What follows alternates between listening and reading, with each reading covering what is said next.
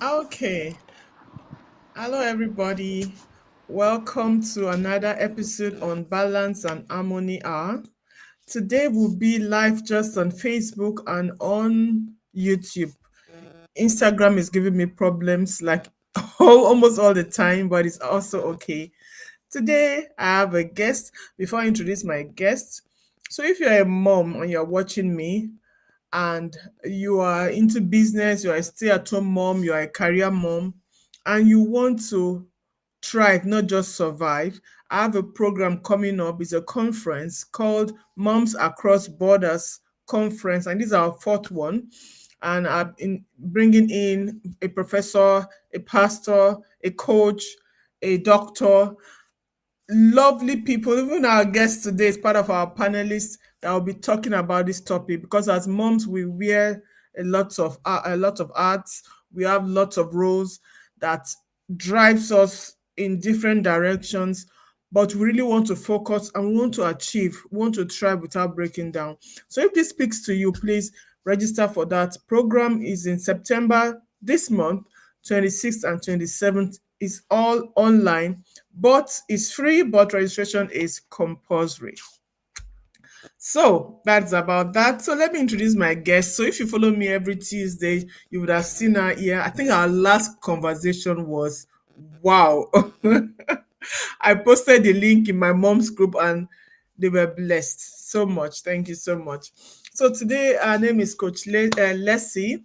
She's an intentional living coach, and I like that intentionality because a lot of us we just wake up and move, and she helps women take charge of their lives, gaining clarity in transition, leading their homes with purpose, and turning their passion and experiences into meaningful impact driven ventures.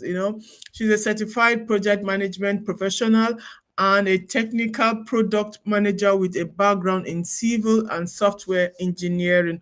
Power packed, I must say.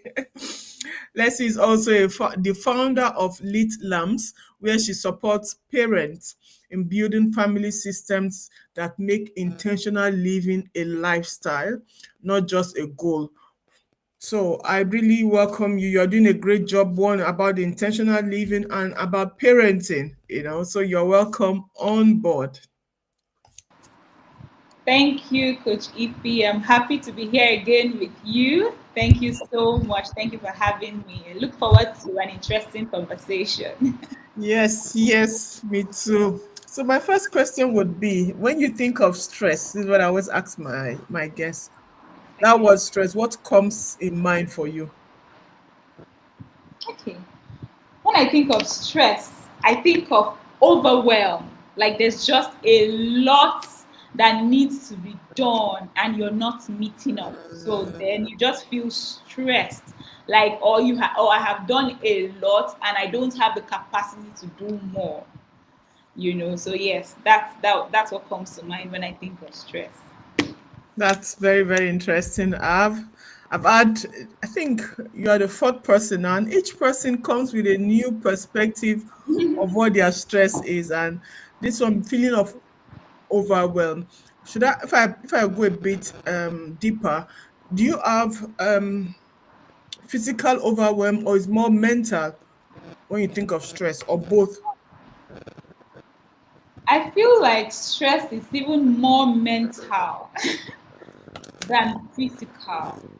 I feel like it's more mental than physical. If you feel stressed in your body, then just taking a nap or drinking water or taking a stroll out can solve that, right? So I feel like the major part to stress is more mental. That feeling of inadequacy, that feeling of unproductivity, that feeling of not meeting up. Yes. I would totally agree with that, really. I think as much as it's also with sicknesses. When we have physical sickness, my leg is paining me, you bandage it or something like that is easier. When you have mental illnesses, oh my God, it's crazy. So I can really relate to that and I agree to that fully. And it can So affect the body.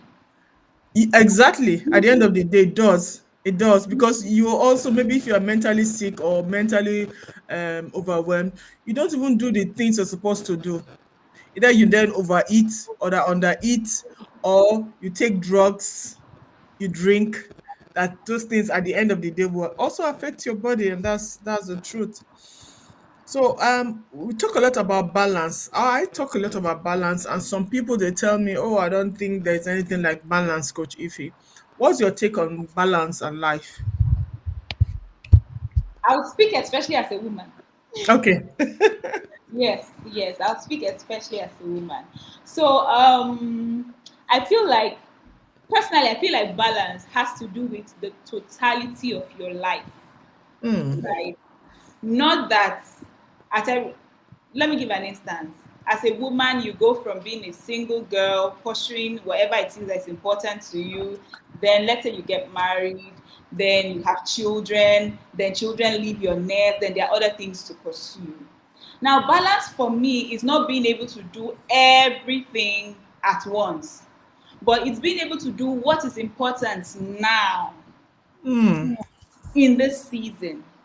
Then in the next season, do what is most important in that season, so that the totality of your life, you can say you had a balanced life where you did what you were supposed to do in each season. Because if you try to juggle all the many things that you feel like a total or a complete woman should do or have in a particular time, you will constantly be pulled in different directions, and sadly it will be hard to reach the peak of any of those things.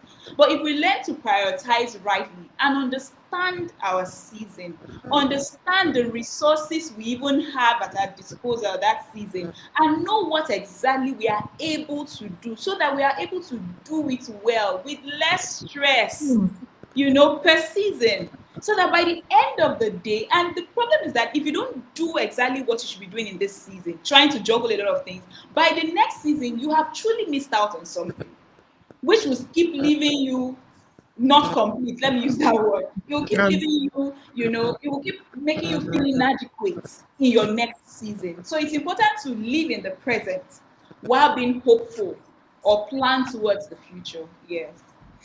thank you so much. Just exactly what my last guest said. Prioritizing that moment that you find yourself in.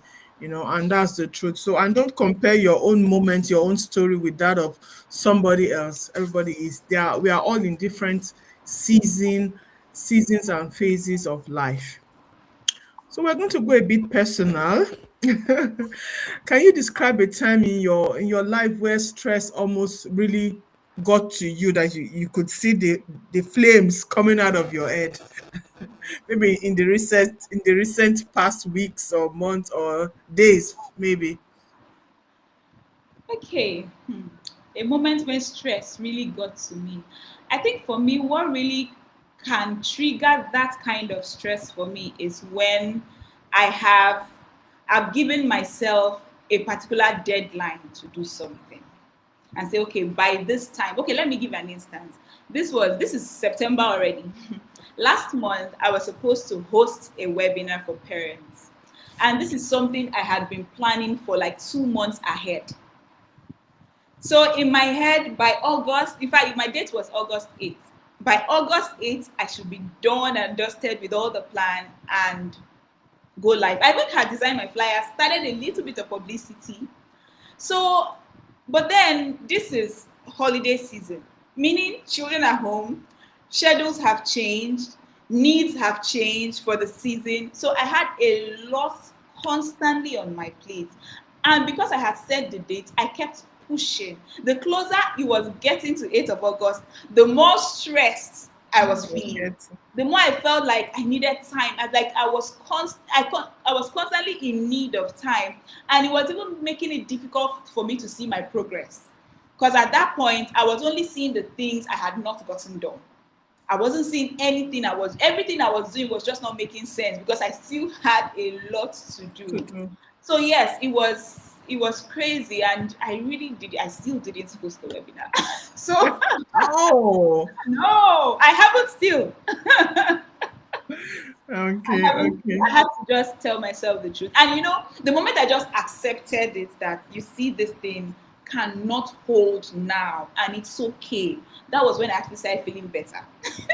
Okay. So I just That, let that, it. that was, that was going to be my next question. So how do you handle such things when they come? It's like having an unproductive day. That's you are doing a lot towards it, but a lot is not coming out. So how do you handle such days? For me, whenever such things begin to happen, I know that something has gotten wrong with my perspective. Yes, like I mentioned, just what I just said. When I start to view things from the things I need to do, the things I have not done, rather, it begins to stress me out. So I rather have to now rewire my mind to view things from the things I have already done, so that I would Mm, appreciate that yes, I am actually making progress. And mm, then set realistic deadlines. I'm always an advocate of know your current resources, know your current reality. Resource, I mean time. Resource, I mean money. Resource, I mean energy. that's it. Because if you're doing a lot of things, that means your energy available to do more will be lower. If you don't have human help at home, maybe an extra hand helping you, or if you don't even have enough resources to outsource certain responsibilities or certain tasks, that means you have to do them yourself. And meaning that your energy level is not as high as someone who has a driver, doesn't have to drive, can sit in the back seat, can afford to go early morning to gym because there's somebody at home minding the children. Your energy level cannot be the same. Mm, And it's not a problem. There's no need for comparison. We just need to know our current reality and what we have at our disposal so that we can set realistic expectations. Yes, for someone like me that likes to push myself beyond, that's one area I know I really need to keep calling myself back yes. to. Like, listen, this is your reality. You know, just know that you're making progress. That's also a reason for me. I like to journal. And I notice it happens to me when I stay like a week and I've not been able to journal. It begins to happen because I now lose sight of what has really happened. That's it. But when I journal, I get to think, and I like to journal from the perspective of gratitude. I always start my journal with I'm grateful to God for, so it helps me to see things from the perspective of the wonderful things that has happened, right? So yes, that's what helps me. When I hear you speak, I see myself in a lot of ways. Sometimes my kids will ask me, Mama, this your deadline, what's going to happen? Because I put them myself. I put those deadline myself and I work with them. You think that a president is coming to control what I do. And like you said, sometimes I need to call back myself. Like Brian Tracy says, there are no crazy goals, but sometimes we have crazy deadlines and we really need to call back ourselves and tell ourselves, hey, God, if you don't get it, the world is not going to end. But it's those deadlines that also help you to achieve a lot of things because you work towards it. You work towards it. And journaling is a big thing. I'm a very big fan of journaling. Like you said, if I don't journal in a day or 2 days, it's as if something is missing. I don't know where I'm standing, but when you just journal, because your thoughts, sorry to be a bit long, your thoughts can play games on you, Mm, will make things bigger or make things blows things up. But by the time you put them down on paper like this, you see you are clear about what's going on. You can better take it up and run with it. So you're very, very right on that. So what's yeah. one or two non-negotiable habits that you do, one routine that you do at least every day? I must do this thing that helps you to manage your level of stress or gives you a better life. Because when someone says to me that you're always talking about stress, stress, stress, I said, okay, let me turn it.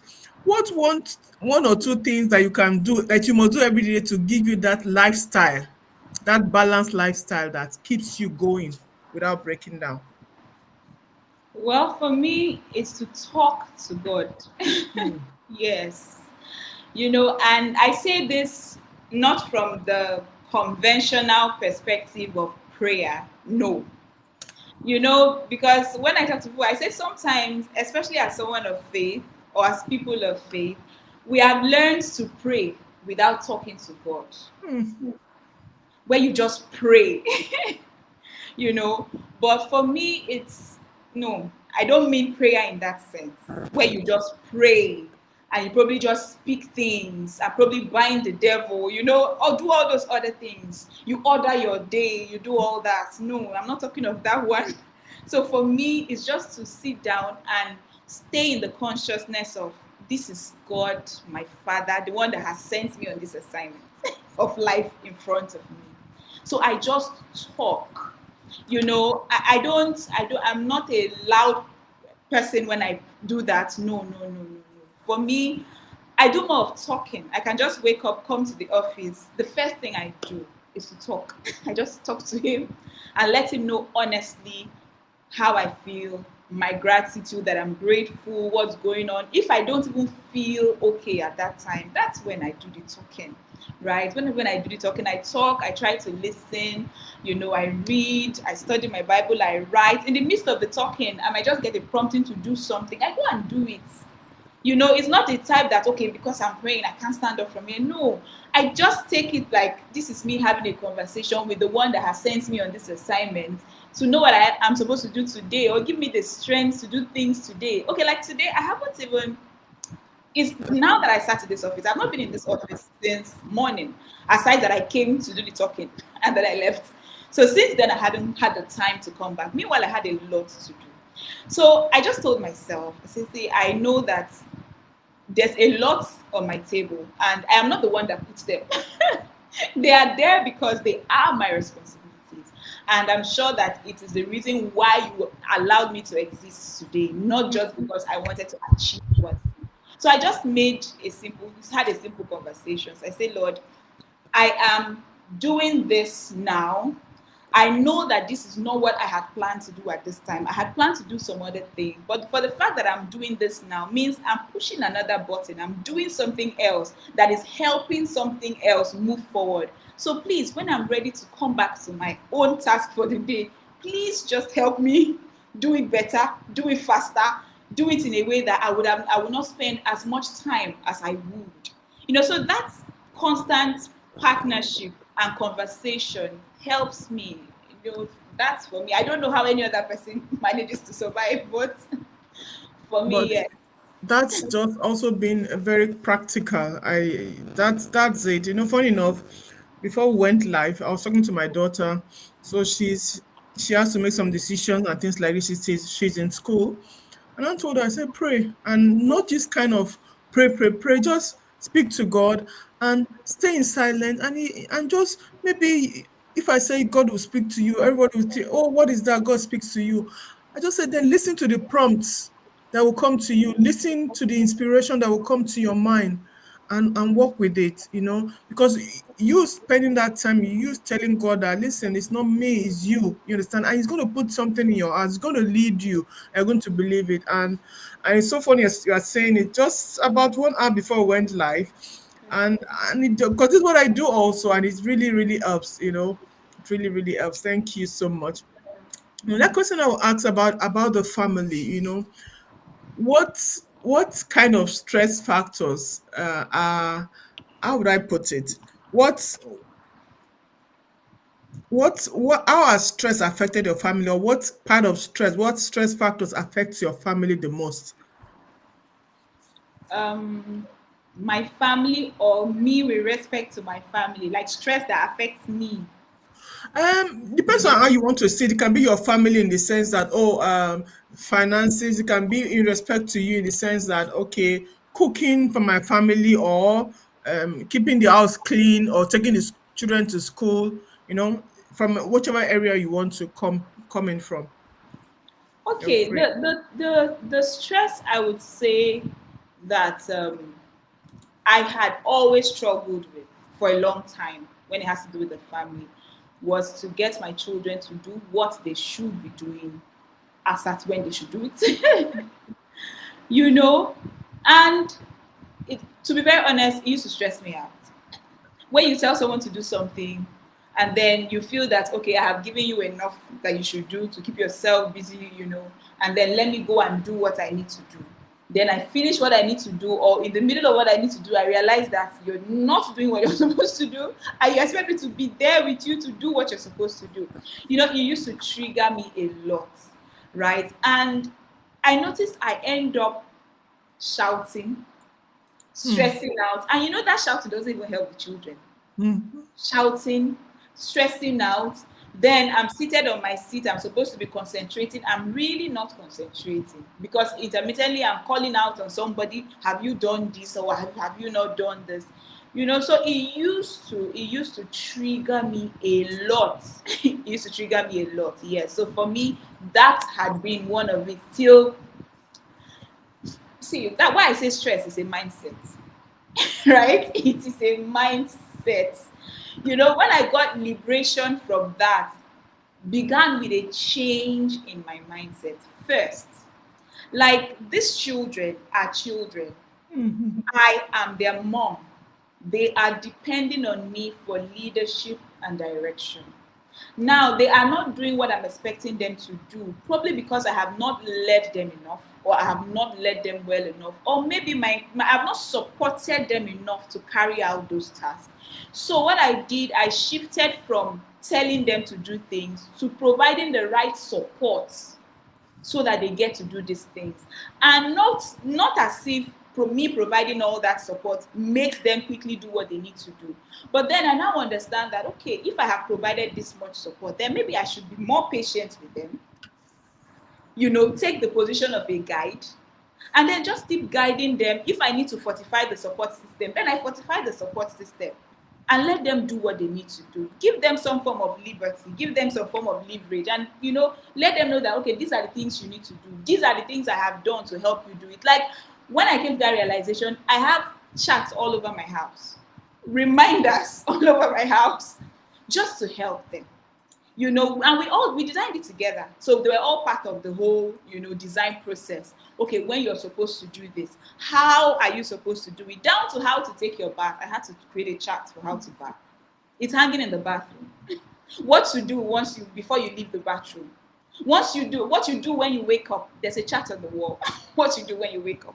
So I had to take my time. It was painful, but I think, like, I feel so much better because I now know I have a system that has helped me cushion that level of stress that I was experiencing. When I tell my daughter, go and read, she doesn't want to sit down to read. She wants to jump around. She wants to do this, she wants to do that. I said, okay, because I was now in the frame of mind of providing support, I had to now ask, really, why does this particular one don't like to sit down to read? I realized it was actually her own makeup. She's not the type that learns by sitting. She's the type that learns by activity. Like, sitting down is like crippling her. When I even came to that realization, I said, okay, then how do I support her? She's the only one that on her table there is a whiteboard.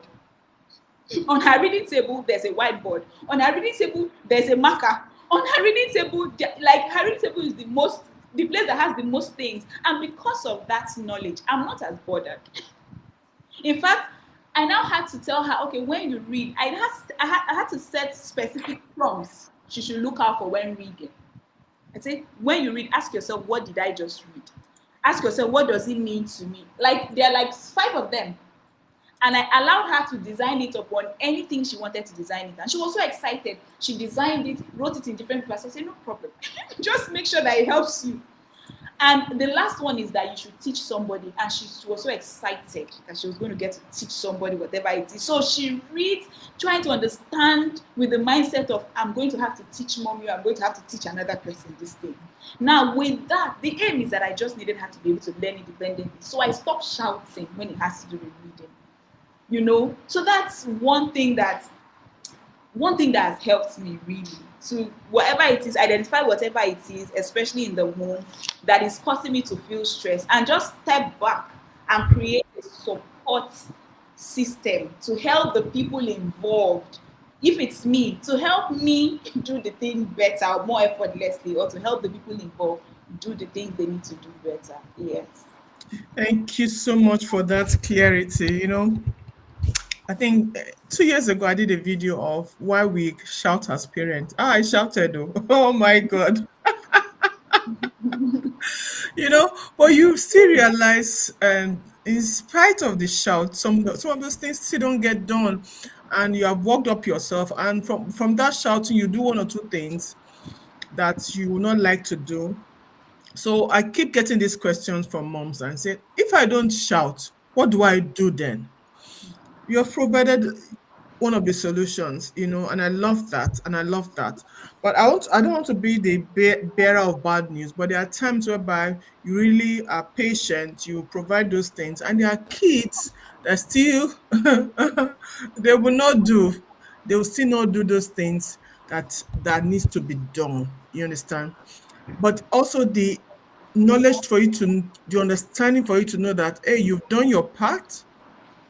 You understand? For you, then it calms you down. I've done what I need to do, first of all, and this child is not listening. There are some consequences, some punishment, some if you don't do this, you get this, that are going to be there too. So I'm just trying to say the other part of the story, because if it all ends that way, then it's good. Nobody will have problem. But sometimes it doesn't end that way. We have good intentions. We do things, and still, yeah, the partner or the child doesn't really change.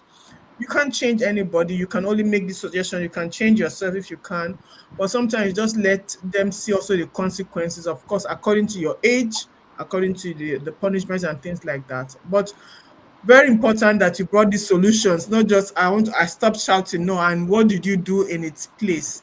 And I love that. I love those ideas you brought in. So our mothers in the house or parents in the house, I hope you are writing down these things. They are very important things, Yeah, practical steps that can really do help you. yeah, yeah. So, what is the most important lesson you have learned, balancing family and your work, what you do? Read your profile at the beginning. We see you have a lot to do. But from what you are talking, you also talk about how much time you spend with your kids. So how do you manage that? What lessons have you learned in managing that? What tips can you give in managing that family and business and life and, yeah, business or work? Okay, one lesson I've learned is that I am the same person. I am one person that gets to do different things at different times, right? So I'm still one person. And what I have learned is that I can only have one priority at a time. Hmm.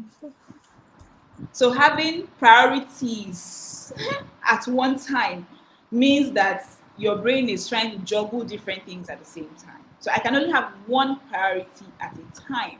And it is priority because it is priority. Because it is the one most important thing I need to do now. So for me, that's one lesson I've learned. I have my planner here. I try not to go beyond two tasks. And the second task there is based on I have finished the first task. So if I've not finished the first task, it's okay. I will carry it to the next day.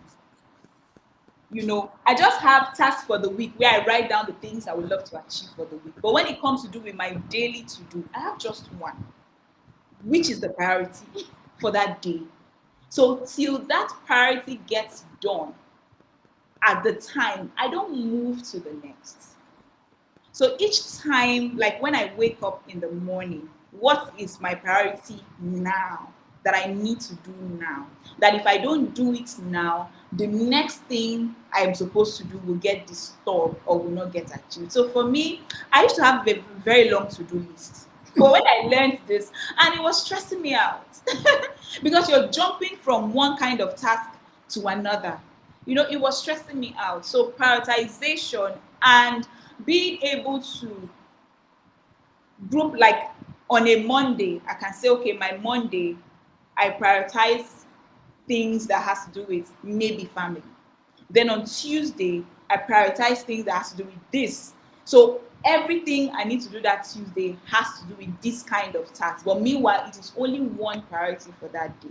Once I get done with that one priority, I realize I will begin to feel fulfilled. And that's extra pump or adrenaline pump that comes with, woo, I've achieved one important thing today, even fires me up to do the next important thing.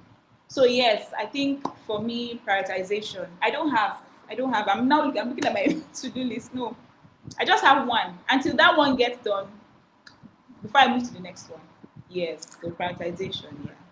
That's nice. Thank you so much. To-do lists are very important. I'm a crazy to-do list fan. But at the same time, on my to-do list, it's just a guide, because if you want to follow your to-do list, like you said, you just want to be involved, or that occupied in trying to mark them out and say this one is right, this one is right. But what I do myself, always have three important things that I must do that day. That's my own focus. These three things must be done. Either this mail, this packet, I must send it, is one. Second, this one, those are the things I must do. The other things, if I do them, great. You understand? So that helps you, like you said, give you a sense of fulfillment, because those lists, if you have 10, 15 of them, if you do only 8, even though you do 14, you still not fulfill. You feel one is missing. So prioritizing is very, very important. Thank you for sharing that. So let's go over to money matters. You know, and money is very, very important. Money solves a lot of problem. Oh. I've had clients, their problem was just money. Immediately they got the money, or that if they had gotten the money, they will not be standing in front of me. You understand? So money is a big thing. So as money, first of all, being a stress factor to you, that's the first question. The second one, how do you handle the pressure of meeting expectations that maybe you cannot meet? You know, how do you handle Financial. financial? Yeah. Money can be a real challenge. That's the truth. When like there's something I know that I need to do, I need money for. Okay, school is resuming, we need to pay fees, and then there are other things to do. I have parents, I have younger ones, I have business also needs money to grow. So to be very honest, it can be disturbing. It can be disturbing. So I will still go back to the whole mindset thing. For me, once I can deal with it here, then then we can just be patient. We can just be fine, right? So, like I said, yes, money can pose a real challenge, especially in the home with all of those things. But then there's only what you can do, and there's only what you cannot, and there's something you cannot do. So I just stick to the things that can be done. But then I also try to plan, right? I try to plan, because sometimes a lot of these things can be cushioned when we have a plan in place, right? I just try to plan. I try to, and that's the same thing I'm also working at teaching our children, to be able to apportion money to things, even when those things are not current needs, right? So once you have money, first you remove this percentage for this percentage for this percentage for this, then you only get to spend like 50% of how much that you have, so that you have the rest 50% or the rest 40% for the future. So if we always make money and we are living for today, we would always be in want for tomorrow. So it's important that when we live today, we always have what we set aside for tomorrow. Just so that as we are growing, as we are making some money, we are cushioning the tomorrow's effects. Cushioning the tomorrow's effect. And if we do it well enough, it would really get to a time when it will not be that type of an issue. Yeah. So for me, my mindset, I just have to tell myself, okay, yes, I cannot afford this now, or yes, I can afford this now. But then create a planning system, create a system of planning, where you can just apportion this percentage for this, you invest this, you save this, you put this here. This is only what you have for giving. If you don't have, if whatever it is that you had kept aside over time for giving, it's not if it's empty, then it's empty. You don't have to give, right? And you don't have to feel terrible that you cannot give. I don't have That's to the feel terrible. problem. Yes, I don't have to feel terrible that I cannot afford something. I don't have to feel terrible that we have to eat today lesser than we would have eaten yesterday. So it's more of a mental and a feeling and what will people say thing. If we can deal with all of that, I feel like yes, it will be better. If we can deal with all of that, will be better. I think so. I think so also that sometimes we just feel what will people say, and also the guilt of not meeting up with the needs of your kids. And for me, I don't always bother for myself. But when my kids were growing up, one really wanted to ride horses, and horses were like for the elite here. And it just sometimes just pain me. You understand? So, but you need to deal with that and say, okay, for now, it's not so. We can find other options and things like that. I think it's a mind, like you said, it's a mindset thing. If you are able to have a good mindset about money. And another thing I would recommend, I said it, the last person I interviewed last week, she's a financial coach. You need to get information about money, how to make money, manage money, save money, invest money, how to spend money. You need to get informed. When you get informed, then it will help you. Just like you said, distributing money in percentage. So even though you are earning 100 naira today, you are doing it in percentage. If it's 1 million, you just continue with that same percentage. You don't need to calculate, okay, how much will I save? Now it's fixed. You already know that, and it becomes a way of life to you. Thank you so much. So our next question is one that can be very challenging. People, we human beings, sometimes we can be challenging because we are different. We all come from different backgrounds. We have all we come from different cultures. That plays a very big role. Where I stay, I did not know that if I come into a room and I'm talking to somebody, I need to look at their eyes. And I wasn't brought up that way to look at the eyes of somebody to talk. So for them, it was like, even in church, what's wrong with you people? You're not being respectful. You are just being somehow. You don't, when you talk to us, you don't look at our eyes. I said, eh? You look at your eyes. So you understand. So that can cause a strain. So you understanding people's background, people's culture, people's experiences. Some people, they will tell you they will never enter a plane, they'll never enter a taxi, they'll never do some things. You don't understand it. So how do you? But then there are people that are draining by nature. They were born when they when they gave birth to them. They just took all the problems and stress. They're just stressful people by nature, unfortunately. So how do you deal with such people that are so emotionally draining around you? It can be family members, it can be your business partners, it can be church members or friends.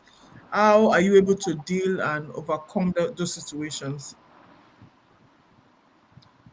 For me, I try to protect myself because if I'm not okay, if I'm not okay, a lot of things, I feel like a lot of things would, I need to be okay first before I need to do any other thing. So one thing I like to protect is I like to protect my energy.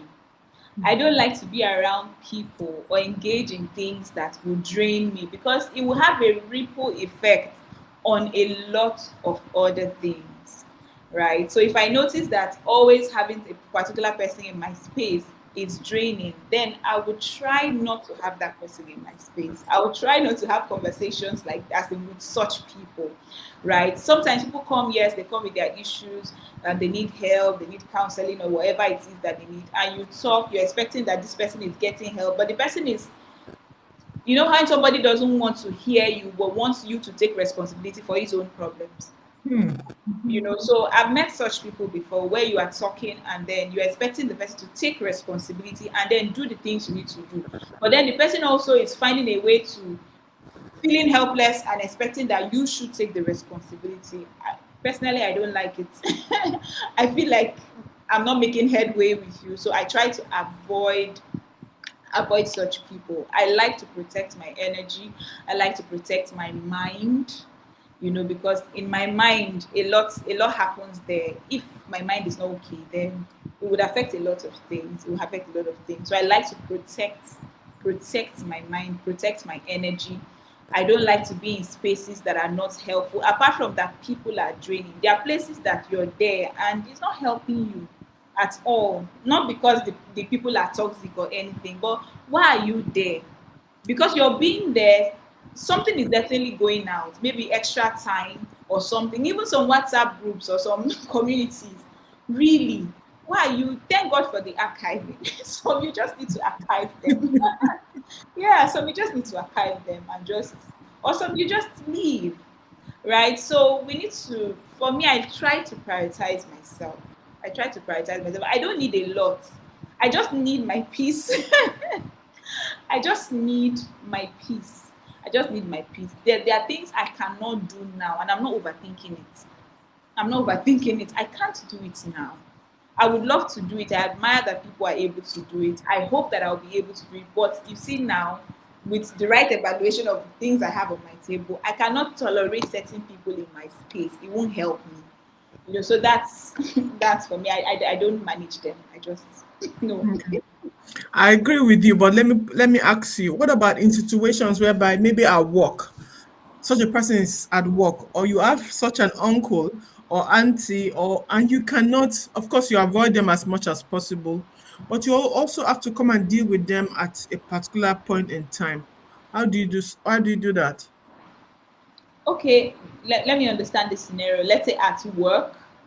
You Let's say have a I particular person that is stressful from nature, a colleague or a boss that's really draining, the way they talk, the way they behave, and you cannot just avoid them. You avoid them as much as you can, but sometimes you just cannot. They are your boss or they're your colleagues. They sit opposite to you, but they are really stressful in the way they talk, the what they do. What do you do in such cases? Whereby you cannot completely avoid. okay, where avoidance doesn't work, right? Okay, I think it will now depend on the particular case. Maybe I just need to learn a better strategy to accommodate the person, but definitely not something that would tell on my own mind or my own peace. No, definitely not something that would tell on my own peace. So it would just be, I would need to adapt based on that particular unique scenario. Not something I can really think about now. No. It would be based on that particular scenario. Okay, what's the best thing to do? How do I approach? Or is there something about this person I need to learn? Because sometimes I've realized that understanding people from their own perspectives make things different. It will give a different meaning to whatever it is they are doing. You're doing. That's It true. could be that the person is struggling with something, or the person just did not have something growing up, or the person is lacking something. So understanding it from the person's perspective would really give an entirely different meaning. I will now know that, okay, this is not this person just being troublesome, but this person lacks this thing. It's just for me to exercise some level of patience and give some level of grace, understanding that this is what it is, right? Then if there are other people that I can rather route conversations through, then maybe I walk through that route. So it just depends on the scenario. Yes. Thank you. What I would advise, like you said, first of all, you have to understand from where people are coming from, whether that they are stressful or emotionally draining behavior is only towards you or is a general thing about them. So if it's only towards you, sometimes you need to address it. You need to set boundaries. And if it's their general behavior, it's still not totally acceptable sometimes because no matter what somebody else has gone through, as much as you try to be gracious and patient, if it's coming off on you wrongly or it's bringing a side of you that is not okay, you still need to protect yourself.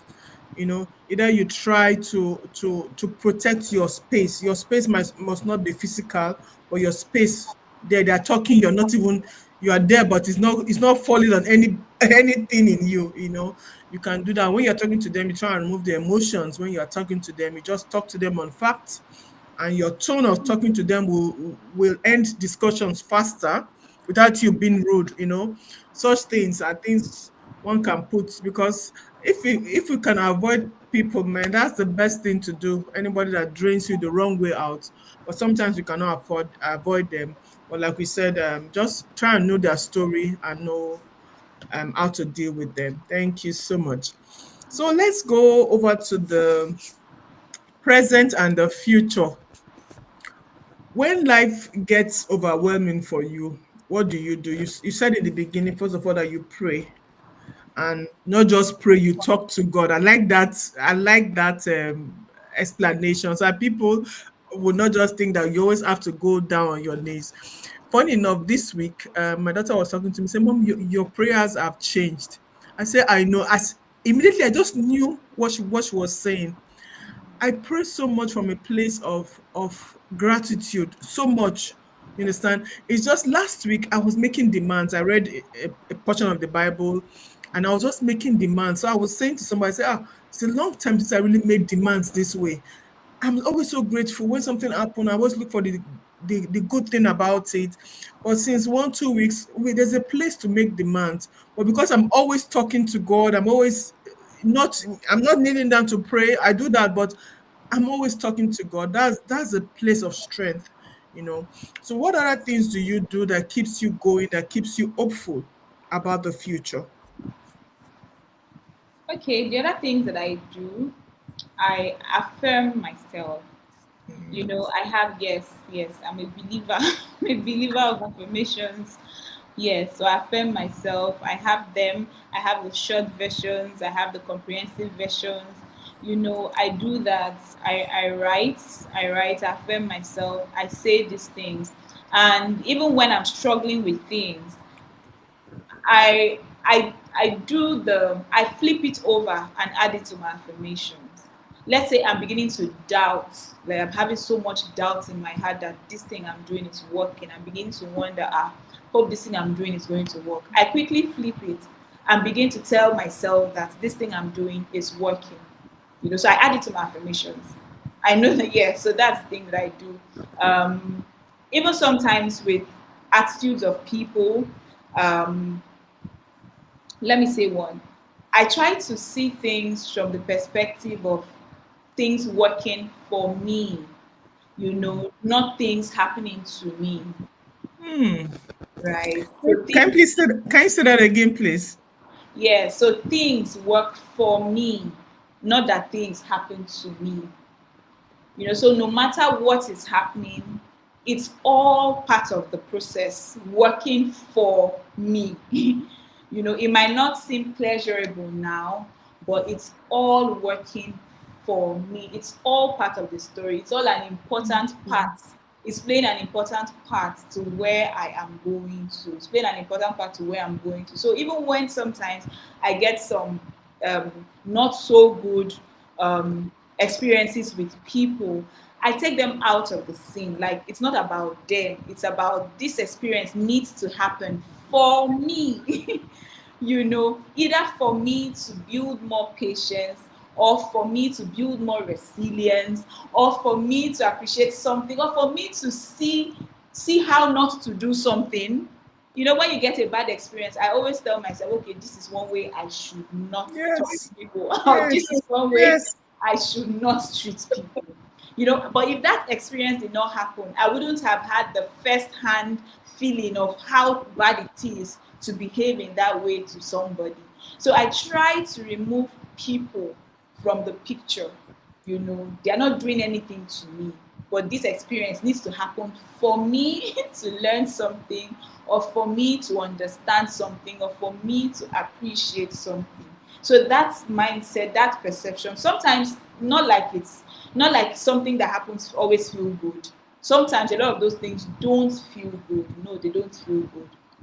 Like I was telling my my daughter the other day, I said there's something I've learned to do.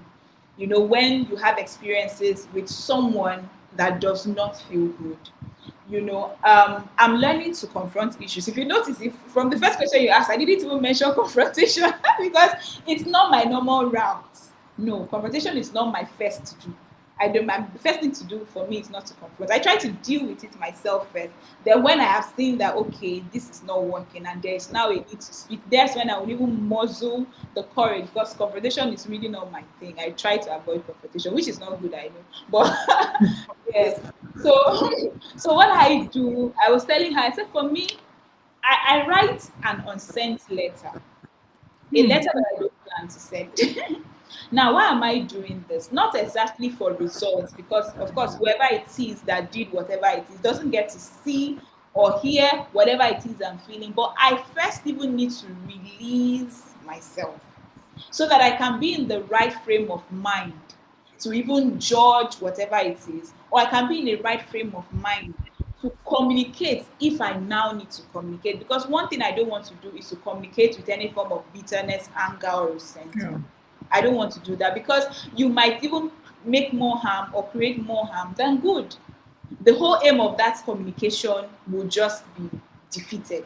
Because if somebody did something wrong and then I'm supposed to be communicating because I want the person to see that you did something wrong which I didn't like, how can we grow better next time? If I communicate from the place of that anger, it might just spoil the relationship That's totally. true. So first thing I want to do is to release it. So times like that, I pray yes. Then I have an unsent letter. I will just pour out my heart.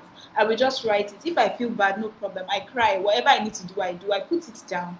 But then immediately I put it down, I'm actually tearing up the letter because I don't want anybody to read it. Do you understand? Yes. So it's not that I have a diary where I'm archiving it. I don't even want to have to come back to read it myself, right? So I destroy it, I tear it down. I just needed that release. I've talked to a number of people about this, and I've seen how it has even helped them. Sometimes people are struggling with traumas from their childhood. Someone sometime did something to them, and it has affected the way they are behaving now. I said you still have it somewhere in your heart. That's just the truth. It's still somewhere bottled up. You have all the reasons why you're justifying that person did that thing to you. So why don't you start by releasing it? Then I don't stop at the release. After releasing it, you want to excuse the person from it. Somebody, no normal person in his right mind wants to just hurt you. Hurting people hurt people. So there must be something that has caused them to, maybe some level of experience they've had, or some ignorance, or some skill they've lacked. Maybe somebody doesn't know how to talk to people, and the person has just showed up in your space and talked to you wrongly. Yes, you feel bad, but that is who the person is because the person has not learned how to talk to people. Maybe the person has not found the right person to teach the person, or the person has not even realized that the person has that issue. So I just find a way to excuse the person from the matter, just so that I can. The most important Um, person. maybe sorry, maybe I would not fully take that one. I do that a lot. I had to learn to stop doing that. Maybe I will Okay. not take the fact that we excuse them. I excuse people a lot. People step on me, I'll be saying, "Oh, he did not see. He will come back again. Oh, he was looking the other way." I was like that, and I still catch myself doing that because people are intentional in what they do. But you taking responsibility for your own life and saying that that's the part you can control, because when we excuse people too much, we let them go free. So maybe I understand what you are saying, but maybe the words we are using. But I totally understand you. But what you can do is to take responsibility for yourself. What you are saying is good, but always making excuse for people. They do it one time, they do it second time. Man, that's the way of life. Which you also said that's the way of their life. Whatever reason, they need to go and get help. But thinking that way for you helps you to not to be bitter, but for you to have empathy, to pity them. And that is all about all what you're trying to do is to better yourself. So you're not being bitter towards them, you are even pitying them. Oh my God. Only God knows. That's when that excuses in quote comes in. Only God knows what this person went through that is so wicked. Only God knows, you understand? But not you excusing their action because it's wrong. Right? I'm just trying to put in a balance Oh there. yes, yes, yes. Not Understanding you very well, but just trying to put in a balance that somebody understands that. Yes, very important. Not excusing their actions, of course, but excusing them so that you can be free, Exactly. so that you can be in the Exactly. right frame of mind to deal with the issue.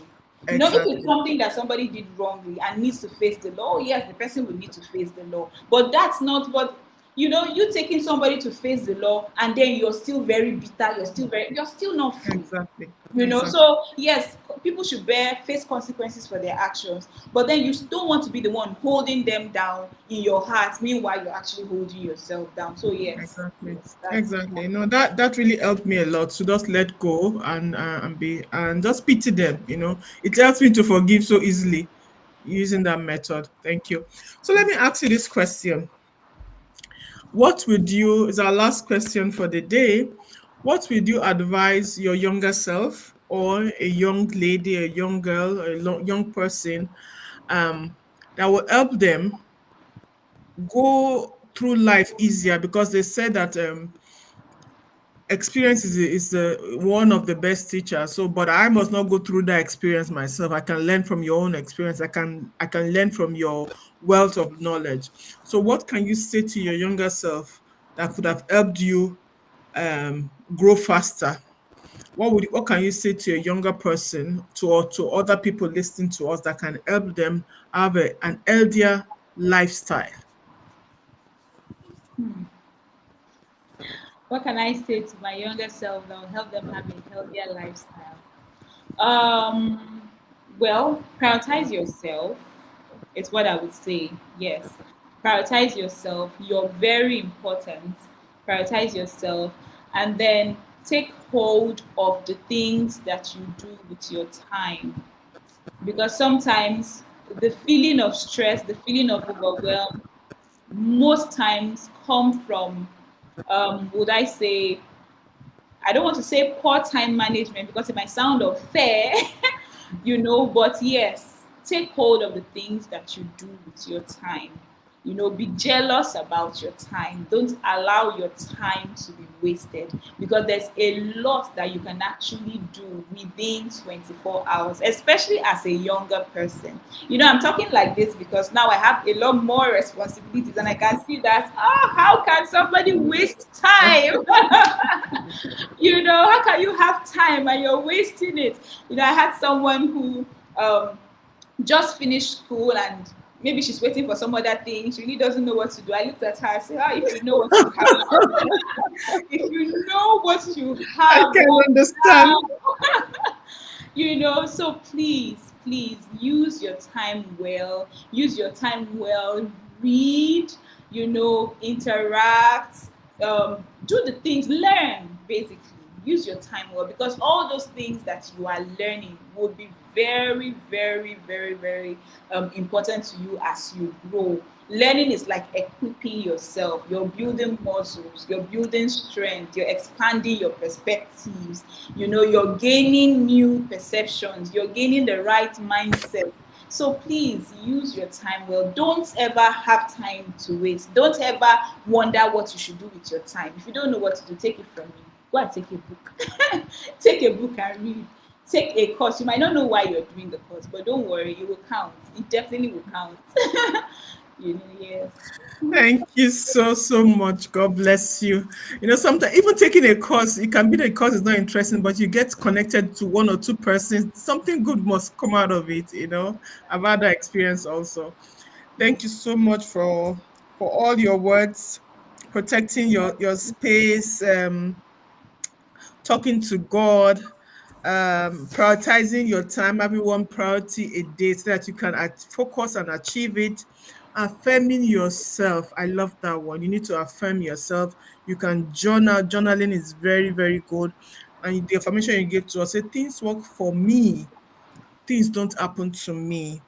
I love that one. And for people that are struggling with maybe their relationship with other people, or situations, also, you say, write this on sent letter. Write it down, pour out everything that is inside, pour it down, then later you tear them up.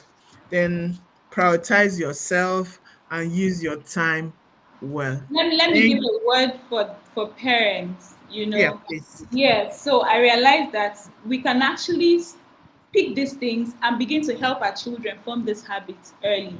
That's Right? true. They don't have to be adults and start adulting to be able to go through, to be able to begin to do these things. Let them affirm themselves. Teach them how to plan and prioritize their time as well. Teach them how to journal, because these things would help so they don't have to struggle through life before they realize that these are the things that they need. Yeah. Thank you. Thank you so much. That's very important. The way we parents, what we take in is what we give out to our kids. So please take the advice. That's very important. Thank you all so much. Thank you, Lesi, for coming around. Thank you for your wealth of wisdom. Thank you for the way you talk. I love it so, so much. God Sorry. bless you. I hope to have you once again. You know me, I will come and take more, because the funny, I tell people, I gain a lot. I go back, I watch these videos, I take these tips for my own life, and I apply it to my to my clients also.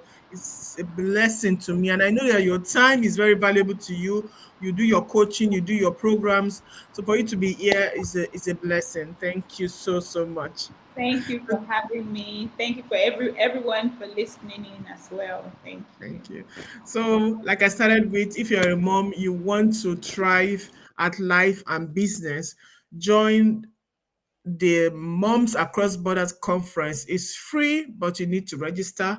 I will leave the link underneath this video. God bless you all. Have a nice evening.